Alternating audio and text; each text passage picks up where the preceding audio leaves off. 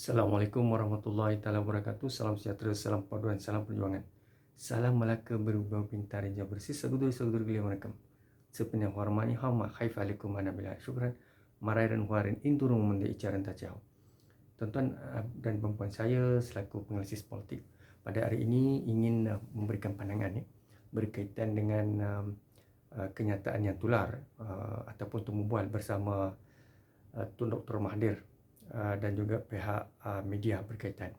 Baik, Tun telah menyatakan bahawa antara soalan yang ditujukan kepada Tun adalah berkaitan dengan capability, fitness ataupun karisma Datuk Seri Anwar Ibrahim untuk menjadi Perdana Menteri. Baik, jawapan saya bukan hanya menjurus kepada Datuk Seri Anwar. Doesn't matter. Anyone can become as a Prime Minister of Malaysia. You, me, myself, and also teenagers, think tank professors, scholars, Malaysian. We have right to become as a Prime Minister in the future. So we are referring to Article 5 to 19, freedom of speech, ethnic religion, choose your own school of thought, why sound, and from the constitutional aspect, right?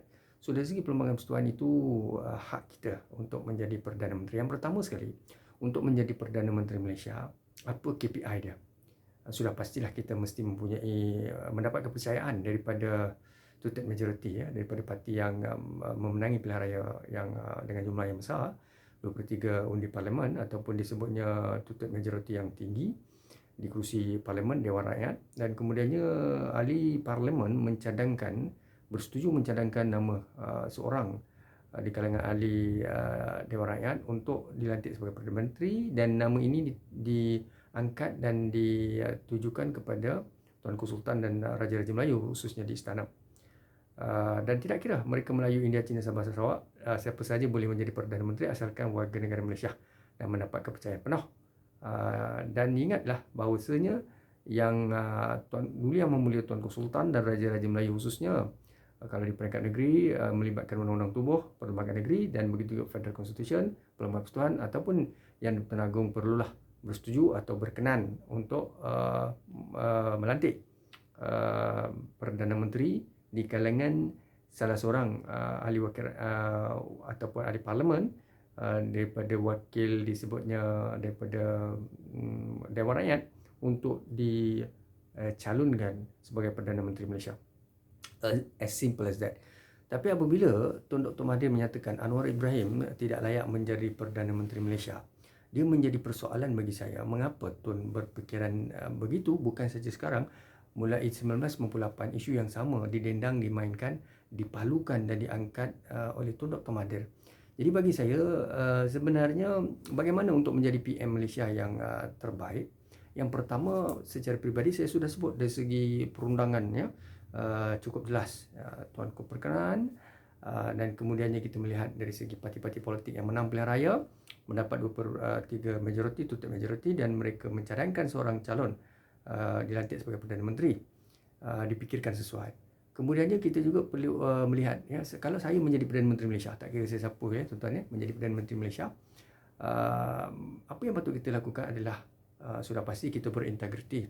Mesti ada integriti, jangan korup, jangan salah guna kuasa. Kemudiannya berjiwa besar, kita mesti berjiwa besar, jangan jiwa kecil, jangan utamakan etnik, keturunan, kaum, asabiah, tak boleh. Kita mesti lestari, kita mesti angkat satu tamadun bangsa, kerana dalam mana-mana negara di dunia, seorang Perdana Menteri tidak boleh menjaga satu kaum, satu agama, satu bangsa. Itu tidak betul. Kalau itu yang dijaga, negara itu tidak akan berdaya saing, tidak akan mencapai perpaduan yang utuh, dan seterusnya maju, berdiri sama tinggi dan duduk sama rendah. Jadi Perdana Menteri, peranan termasuklah ahli parlimen dan juga ketua menteri-menteri besar, mesti menjaga semua rakyat mereka, rentasi kaum dan agama, demografi. Baik, seterusnya mestilah menjadi pendengar yang baik. Sebagai Perdana Menteri, you should become a good listener. Mesti mendengar, menyantuni perasaan rakyat, akar umbi dan sebagainya. Kita mestilah sekecil-kecil pandangan ataupun daripada akar umbi, layman ataupun opinion leader, student leader, NGO dan sebagainya, scholars, professor, dia mesti as a Prime Minister, dia mesti menerima secara hati terbuka setiap pandangan itu. Kemudiannya tidak kiralah secara rasmi proposal dimajukan dan sebagainya secara email, new media dan sebagainya, ataupun debate, conference, apa saja, empirical journal dan sebagainya, Prime Minister mestilah menyantuni.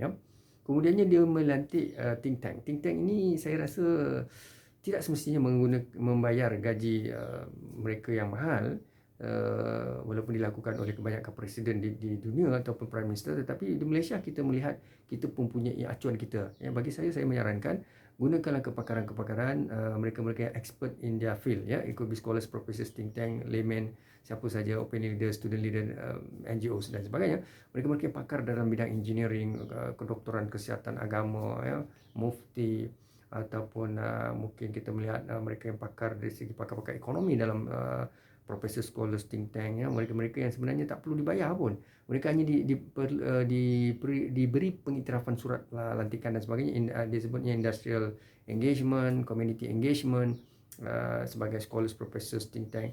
Jadi kita memberi pandangan pada Perdana Menteri dan jemaah menteri, kepada menteri kabinet, ketua menteri, menteri besar, tidak ada masalah.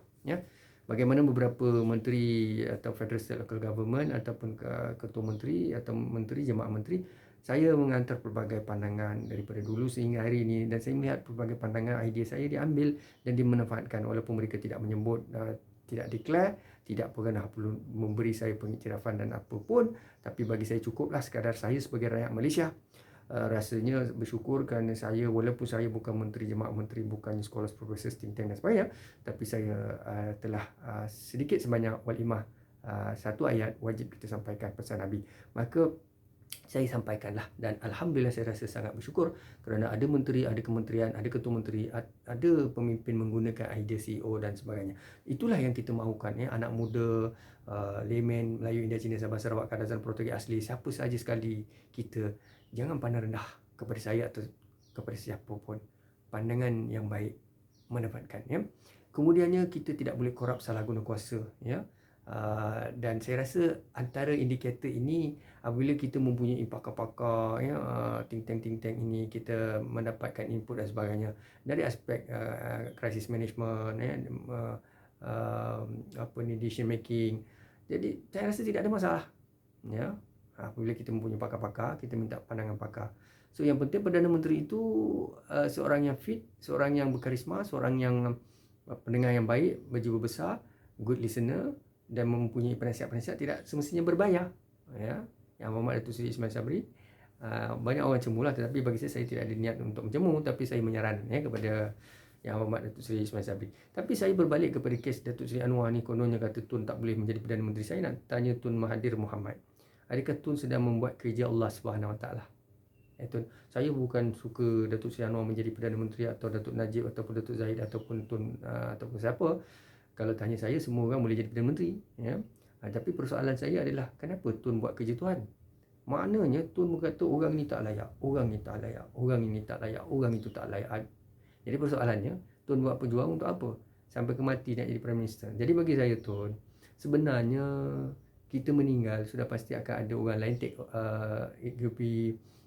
over our position, our post, or else replace ke, ataupun disebut in any system itself, Federal State Local Government GLCs Company,